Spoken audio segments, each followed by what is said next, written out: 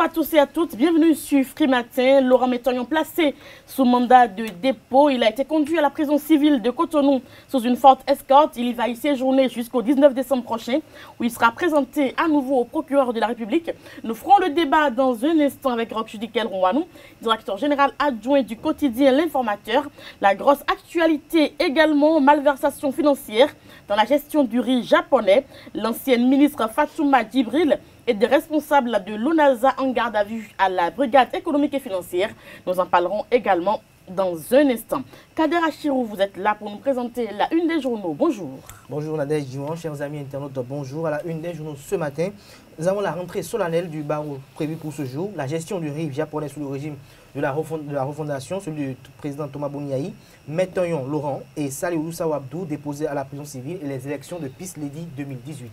Nous allons faire un tour sur les stades pour vous donner quelques grandes affiches des grands championnats européens du week-end. Océane Amsou est là pour nous présenter le journal. Bonjour. Bonjour Nadège. Au menu, la comparution devant la justice de Laurent Métoyon et d'autres informations complémentaires. Quelques autres informations complémentaires viendront évidemment meubler cette émission que nous avons le plaisir de vous présenter. Bonjour à tous, bienvenue. Voici la pub. Papa. Oui, ma fille. Tu sais, je t'ai dit qu'après mon bac, je veux devenir journaliste reporter d'images, non? Papa, tu penses m'inscrire où? Esae. Esae, papa. Waouh! Maman, maintenant que j'ai eu le bac, je veux faire les finances et trésors. Tu comptes m'inscrire où? Esae, beau-fils. Esae? Oui, maman! Papa, Oui. tu sais qu'après mon bac, je vais être diplomate, non? Et tu comptes m'inscrire dans quelle université? Mais Esae, naturellement. Esae? À ESAE, vous êtes bien formé dans les filières comme administration du travail et de la sécurité sociale, administration générale et territoriale, administration des impôts, gestion des marchés publics, planification et développement local, droit et sciences politiques, sciences économiques et de gestion. ESAE, c'est aussi sa télé numérique ESAE TV et son journal L'Informateur. ESAE, c'est à Bedjromede, 3e rue après le carrefour 16 ampoules allant à Jericho. Numéro de téléphone 98 98 14 00 96 80 55 11 90 93 65 21. ESAE, l'excellence a un nom. La nation, Kader Achirou. Oui, nous démarrons par la nation solennellement qui affiche en manchette rentrée solennelle du barreau ce jour. La sécurité juridique et judiciaire préoccupe toujours avec le quotidien national d'information, commune de PRF, flop de la destitution du maire. Nous passons au quotidien Matin Libre, succession de Adrien Humbedji au Parti pour le renouveau démocratique qui, pour relancer le PRD, c'est une inquiétude du canard. Toujours avec Matin Libre, affaire 13 milliards de francs CFA à Javon à la barre ce jour. L'Informateur, dossier CNSS, Métoyon et consorts en prison. Toujours à la une de l'Informateur en deuxième titre à la une. Mise en demeure par l'ARCEP de payer ses redevances dans un délai de 15 jours. MTN Bénin paie le prix de sa légèreté. Ses communiqués tous azimuts ne rassurent pas selon le confrère. Le matinal, défi d'une génération. Revue des PTA, des ministères et agences. L'exécution du budget 2018. Cadré toujours avec le quotidien Le Matinal. Présenté au procureur de la République hier dans l'affaire CNSS BIBE, Métoyon et Oussaou en prison. Fraternité, gestion du riz japonais sous le régime de la refondation, la ministre Fatouma Amadou Djibril, le DG ONASA et consorts, arrêtés selon la haute cour de justice. Seule la haute cour de justice peut connaître du dossier Amadou Djibril. Les 5 cadres gardés à vue risque gros devant le procureur. Restons avec Fraternité. Placement hasardeux de 17 milliards de francs CFA de la CNSS à la BIBE. Métoyon déposé en prison. Le secrétaire général Fincetra Finance comparé le 19 décembre avec l'ex-directeur général du budget Abdou Youssaou. L'événement précis. Entretien avec le procureur de la République après le tribunal de première instance de première classe de Cotonou. Ulrich Gilbert Togboulon parle une batterie de mesures déployées, les radars du parquet en alerte maximum. Le matin, réalisation de grands projets de développement socio-économique du Bénin. Patrice Talon priorise les compétences locales, toujours avec le matin. Utilisation des technologies de pointe pour les élections apaisées au Bénin. La Sénat veut bénéficier de l'expérience de l'AWEB. Le Béninois libéré, mise sous mandat de dépôt de Métoyon Oussaou et autres dans l'affaire CNSS BIBE. Quand la rupture montre ses muscles, Métoyon et consorts n'ont pas compris qu'il fallait fuir même à dos de porc-épic. Toujours avec le Béninois libéré, lutte contre la corruption dans une affaire de riz japonais. Fatouma Djibril, le DG ONASA et ses cadres en garde à vue après la dure épreuve des gros morceaux, ceux-ci comme des cacahuètes pour la rupture. Notre époque, amélioration des processus électoraux au Bénin, la Sénat s'inspire de l'AWEB, l'Actu Express, mise sous mandat de dépôt de Méton et de Saliou Abdou. Seul Dieu est grand, vivement que le droit soit dit. Le Grand Matin, lutte contre la mauvaise gestion des ressources de l'État et l'impunité, corrupteur et corrompu, poussé par Patrice Talon vers la justice. Le routier, affaire CNSS, Laurent Méton et Oussa Abdou, ex-directeur général du budget par intérim, placé sous mandat de dépôt, ils comparaissent le 19 décembre 2017. L'Afrique en marche, réforme aux examens 2018, les diplômés du supérieur exclus de la correction du BEPC. L'actualité, relance du secteur de l'artisanat du Bénin, Modeste Kérékou présente les grands enjeux du SNAB 2017. Bénin intelligent, partage d'expérience avec l'AWEB, la Sénat ouvre le chantier de la modernisation. Le pays émergent, tournoi international de la paix des jeunes des centres de formation de football d'Afrique à Lomé. Le ministre Komi Koutié, patron de la finale nouvelle génération. Affaire riche japonais, Fatouma Amadou Djibril, ex-ministre de l'Agriculture et l'ex-DG ONASA, devant la BEF. Nous passons à Nord-Sud quotidien. Réforme portuaire, les Nigériens félicitent Patrice Talon pour le retour du PVI. Nous passons au quotidien L'Autre Vision. Commission budgétaire au Parlement, le ministre Alassane Seydou défend un budget de 68,488 milliards de francs CFA. Nous passons au quotidien Le Potentiel, financement et réalisation des projets du PAG. Talon fait appel à Auray, les nationaux privilégiés. Et nous finissons avec Le Potentiel à la une, à la conquête du titre de Peace Lady 2018. Le discours original et captivant de la candidate Evelyne Kenom. Merci à vous, Kader Achirou, pour la présentation de la une des journaux. Nous passons au journal, une présentation de Océana Moussou. Mesdames et messieurs, bonjour. Au thème de la nouvelle comparution hier des mises en cause dans l'affaire de placement de fonds à la Caisse nationale de sécurité sociale, CNSS, le procureur a ordonné la mise sous mandat de dépôt de Laurent Métognon, l'ex-président du conseil d'administration de la Caisse. Le syndicaliste et acteur politique de l'opposition attendra donc en prison jusqu'au 19 décembre prochain, date de sa nouvelle comparution devant le tribunal. Et puis la Confédération syndicale des travailleurs du Bénin, CSTB, et le syndicat autonome de la recherche et de l'enseignement supérieur, SINAREX, ont organisé un meeting ce jeudi 23 novembre à la Bourse du Travail. Ils réclament et exigent la libération immédiate de Laurent Métognon, qui selon eux n'est pas coupable des faits qui lui sont reprochés. Les arrestations se poursuivent toujours. L'ancienne ministre de l'Agriculture, Fatima Amadou Djibril, et plusieurs anciens responsables de l'ONASA sont désormais gardés à vue. Selon les informations, il s'agit visiblement d'une affaire liée aux malversations financières relevées par le Conseil des ministres courant juillet 2017 dans la gestion des boutiques témoins de l'ONASA. Nous y reviendrons dans nos prochaines éditions. Aliment de base des Béninois, le maïs est une denrée alimentaire consommée par un grand nombre de Béninois. Mais depuis quelques jours, le coût des denrées alimentaires, notamment le maïs, connaît une hausse de prix dans plusieurs marchés de nos villes. Nos reporters ont fait un tour à Topa pour le constat. Reportage. Chaque année, le maïs connaît une inflation généralisée de prix. Cette variation des prix de ces produits de première nécessité est en général due aux saisons qui se succèdent.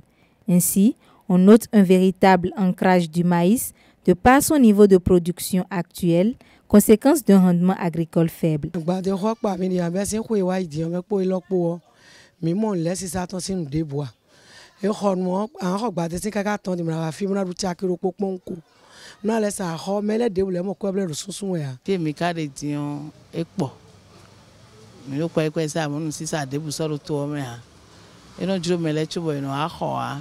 Assise sur un banc, main à la tempe, entourée de gros sacs de maïs, sans apercevoir l'ombre d'un client, les vendeuses de maïs se demandent à quel sort se vouer avec une grande tristesse qui se lit sur leur visage.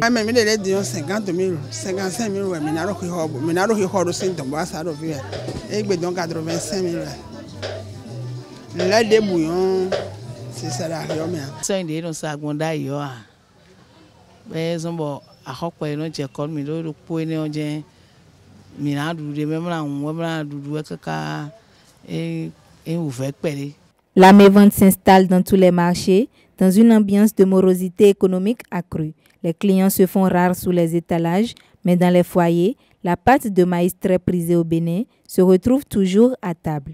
Et c'est tout pour les informations de ce jour. Merci de l'avoir suivi. Merci à vous, Océane Amoussou. La virgule sportive, rapidement, avant de retrouver Roch Judikel Rouanou pour le débat. Quelques grandes affiches des grands championnats européens du week-end. En Ligue 1, Montpellier joue Lille, Nice affronte l'Olympique lyonnais. Et la grande affiche à ne pas rater est le match Monaco-PSG. Le choc du week-end oppose les Reds de Liverpool aux Blues de Chelsea. En Liga, le Real Madrid joue Malaga. Et le FC Barcelone, leader du championnat, affronte le FC Valence. En Bundesliga, Borussia Dortmund joue Schalke 4 et le Bayern de Munich affronte Borussia. Et enfin, en Série A, le Juventus joue Crotone, Milan joue Torino et Naples va en découdre avec Udinese. Voici donc la virgule sportive. Nous allons passer au débat. Roch Judikel Rouanou est là pour le débat. Il est le directeur général adjoint du quotidien L'Informateur. Bonjour. Bonjour Nadège. Kader Achirou, vous êtes également là. L'actualité a évolué très rapidement hier avec la mise sous mandat de dépôt de Laurent Métonnion un peu plus tôt dans la journée. Une conférence de presse avait été organisée pour dénoncer un peu les dérives de la procédure et exiger la libération donc, du syndicaliste Laurent Métonnion maintenant sous mandat de dépôt. Comment vous avez lu les informations hier? Bon, c'est vrai que quelques heures plus tôt, même pas, et des jours même avant, depuis la garde à vue du syndicaliste, et secrétaire général de la FECETRA Finance, les gens ont essayé quand même de nous tenir informés au fur et à mesure du déroulement des choses. Et tout ce à quoi nous avons eu droit, c'est des choses rapportées. Et souvent par les avocats de Métonnion ou par sa famille politico-syndicaliste, je vais dire FSP, et où on nous a dit que le dossier apparemment était vide dans la mesure où Laurent Métonnion, accusé d'avoir perçu des commissions occultes, il n'y a pas eu de preuves en la matière, d'autant plus que le principal acteur, celui-là même qui devait être prouvé comment il a eu les sous, n'a fait que des déclarations subjectives où il dit qu'il lui a envoyé des sous 2 500 000 et en tranche par personne intermédiaire avec des bouteilles de champagne. Et ces déclarations, nous ne les avons pas lues sur un procès verbal. Nous les avons entendues d'abord des voix de proches de Métonnion. Ceux-là à qui aujourd'hui, quand on prend du recul, on s'étonne parce qu'ils n'étaient pas quand même dans la salle d'audience, parce qu'on se rappelle dès que le même jour, Laurent Métonnion était parti, ils avaient fustigé le fait qu'on a renvoyé tous ceux qui étaient derrière lui.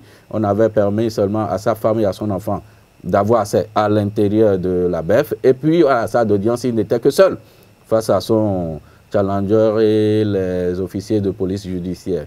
Donc comment ces informations sont-ils parvenues et autres, on ne sait pas. Ces avocats disent que le dossier est vide, mais la justice a fini, les juges et les magistrats ont fini par le placer sous mandat de dépôt. Et nous sommes dans un pays de droit où nous avons tous clamé l'indépendance de la justice. Et on a eu quand même le DGBIBE qui a parlé dans le dossier. Officiellement, et qui disait qu'il a remis 2,5 millions par personne interposée. Il a dit, je pense que c'est lors de l'interrogatoire qu'il a dit, mais nous n'avons pas lu les procès verbaux. Nous ne sommes pas à même de dire que ces faits et ces déclarations que nous avons ouï dire sont justifiées ou pas, à moins d'une conférence de presse peut-être du procureur qui va peut-être nous lire les procès verbaux ou une déclaration de presse publique du DGBIBE, parce que là, ce ne sont que des rapports, des choses qu'on nous a rapporté de ceux-là forcément qui n'étaient pas là. Ce qui est sûr, ce n'est pas pour défendre le fait que Laurent Métonnion a été placé sous mandat de dépôt. Et citoyens béninois, nous restons un peu confiants encore à la justice. Nous estimons que la justice a certainement eu des raisons pour le placer sous mandat de dépôt et qui plus est encore en flagrant délit date et pour un procès qui va se dérouler le 19 prochain. Bon, dans le cas d'espèce, je me dis que Laurent Métonnion, en tant que syndicaliste, en tant qu'ardent défenseur des droits de l'homme et des travailleurs, ce n'est pas encore le sacrifice de trop pour lui. Et c'est comme un message un peu pour consoler les parents, hein, pour lui dire normalement, dès que vous avez votre enfant qui est dans le feu de l'action, qui se bat au quotidien de la sorte, n'ayez pas peur qu'un jour ou l'autre, il se retrouve en prison pour d'abord ses opinions personnelles et pour autres. Je pense que c'est un sacrifice normalement qui donne un peu de laurier à la lutte menée depuis des années. Et je pense que les jours à venir nous édifieront autrement. Ce qu'il faut aussi retenir est qu'à l'entame de cette affaire, on a vu beaucoup vociférer. Et c'est à croire que Laurent Metognon ne pouvait jamais aller en prison, ou du moins à la décision du juge de le placer sous mandat de dépôt. Les gens allaient faire obstruction, ou bien s'ils avaient le pouvoir de l'ôter des geôles, ou bien de l'empêcher, d'empêcher à ce qu'il aille en prison. Hier, les choses se sont passées très facilement. Laurent Metognon a été le seul aujourd'hui seul face à son destin.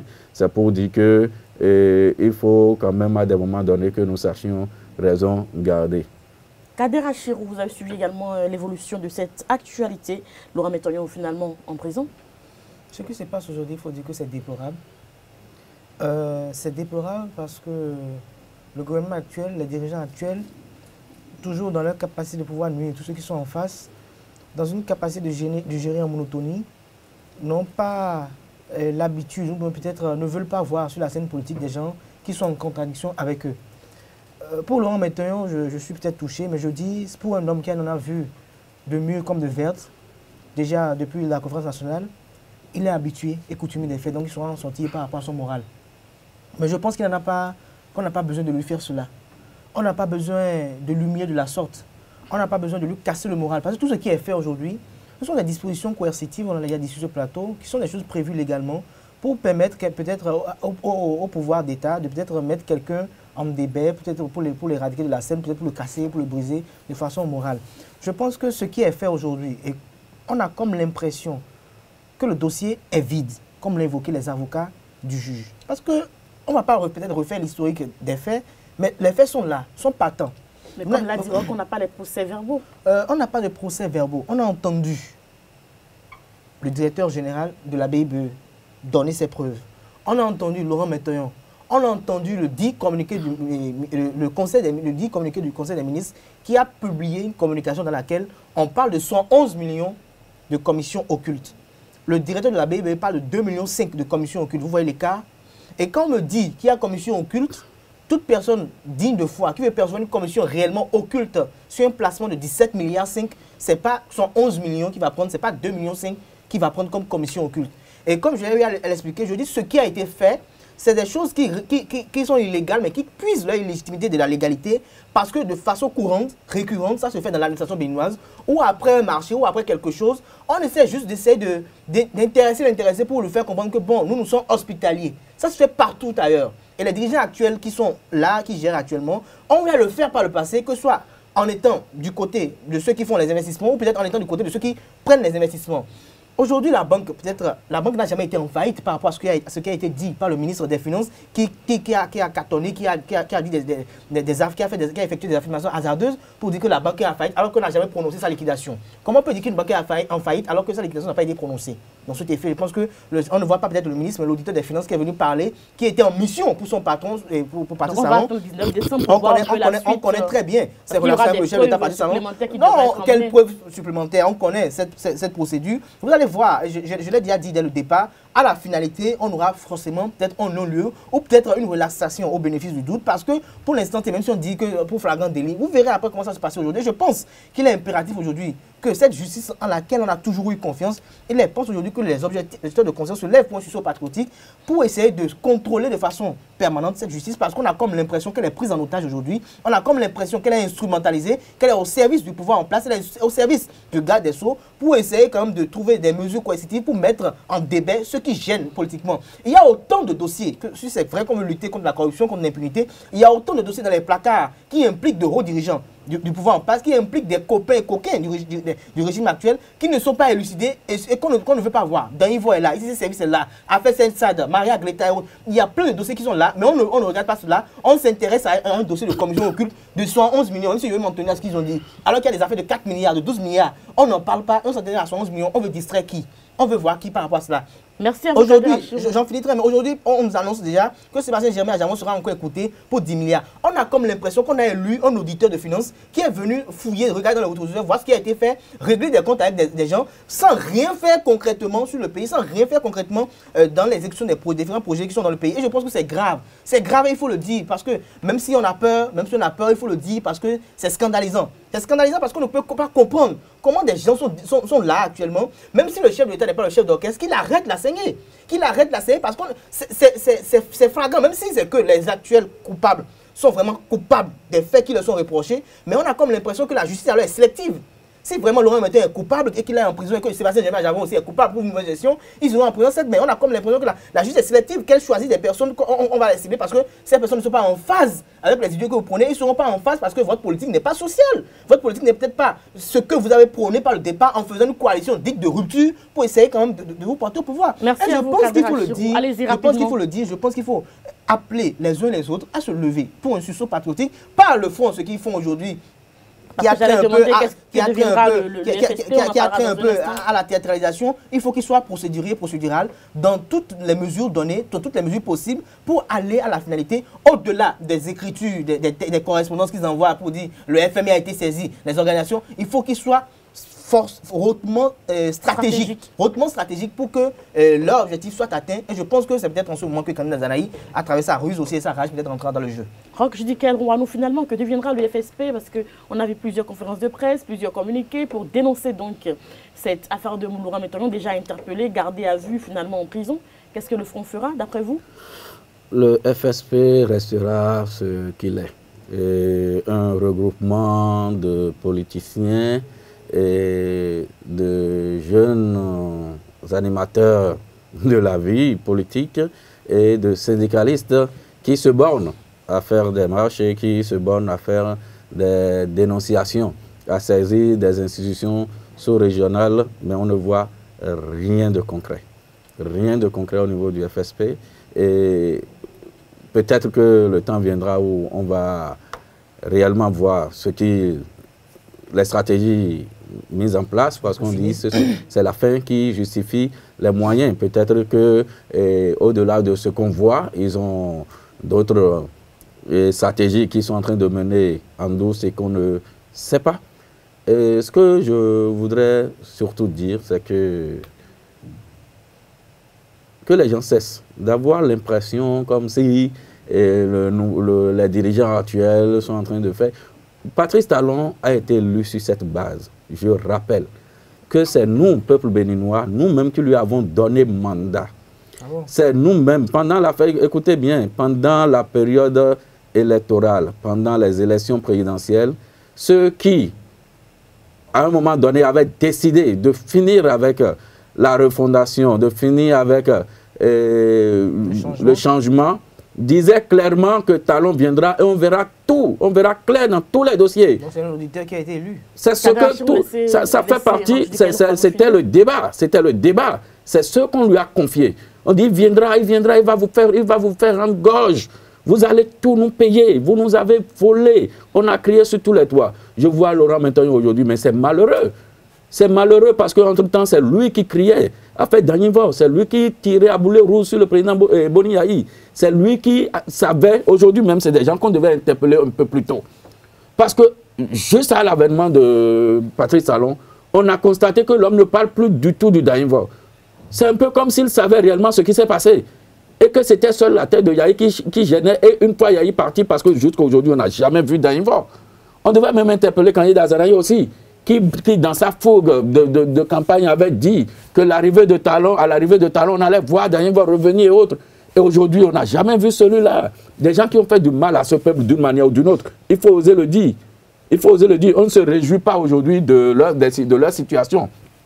Mais c'est des gens quand même qui ne sont pas intouchables. Et s'ils ont des choses qu'on leur reproche, ils doivent répondre. Ils doivent en répondre. S'ils ont élu quelqu'un qui vient démontrer au grand jour leur mythe d'invincibilité. C'est tant pis pour nous. Et c'est aujourd'hui...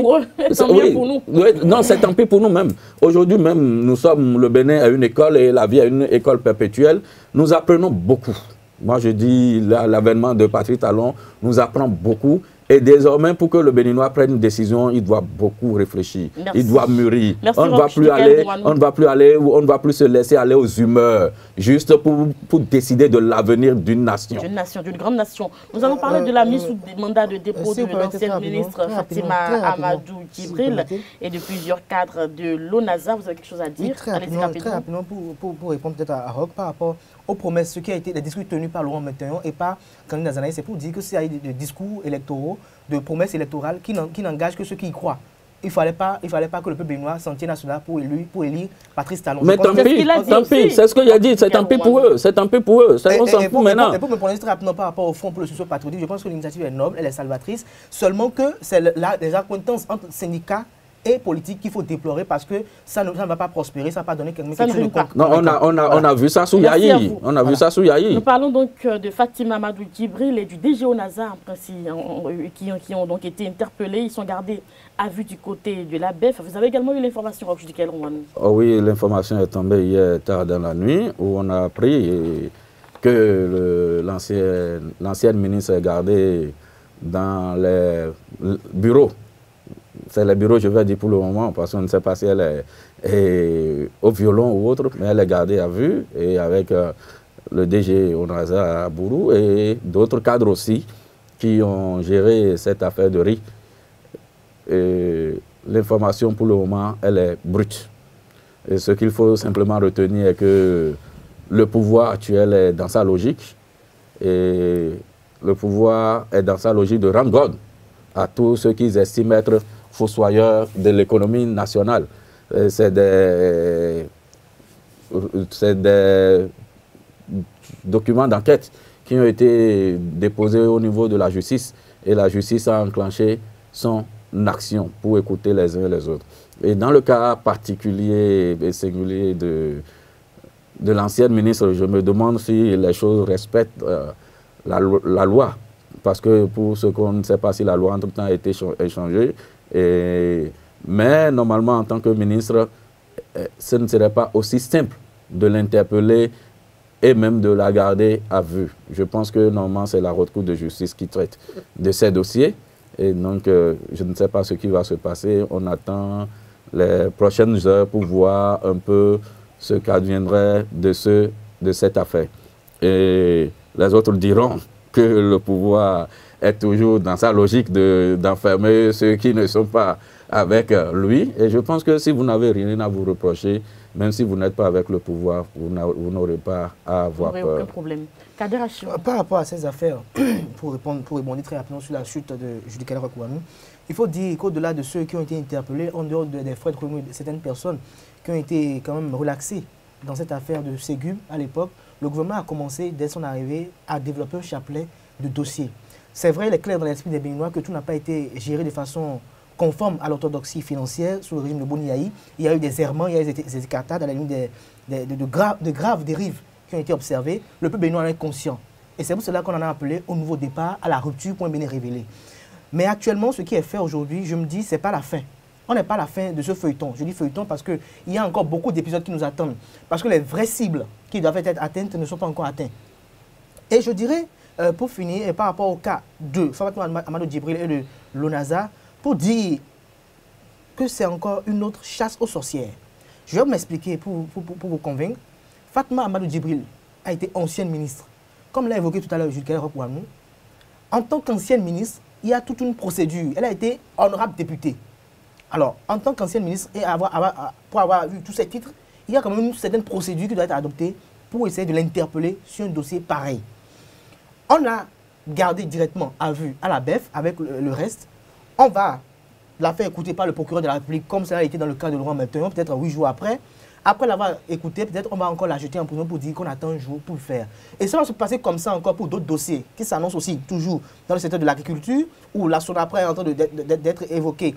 De façon, c'est vrai qu'à ce niveau, on est en train de voir comment recadrer les choses pour que ceux qui sont au pouvoir actuel, qui ont dirigé actuellement, qui ont été impliqués, mains et pieds liés dans la gestion à l'époque, ne soient pas épinglés lorsqu'il arriverait que les gens comme Idrissou Bako commenceraient à faire des déballages et des affirmations totalement bien fondées. Je dis bien fondées parce que, qui vous souviennent, je ne sors peut-être pas du sujet, quand la gestion de la Sonapra a été sortie, le dossier Sonapra a été sorti à l'époque, et que Laurent Mettoyon et Idrissa Bako a demandé à ce que les gens du gouvernement et le cabinet d'audit viennent dire que c'est eux qui ont produit tel rapport et que ça a été fait, le cabinet Mazars a fait tel rapport, que ça a été leur rapport final définitif. Jusqu'à aujourd'hui, on n'a pas eu. Et j'ai comme l'impression, comme ça a été le cas de Laurent Mettoyon, qu'on fait des audits taillés sous mesure. Parce que les gens, même les concernés, allez voir Fatima Amadou Djibril, les concernés ne sont jamais écoutés.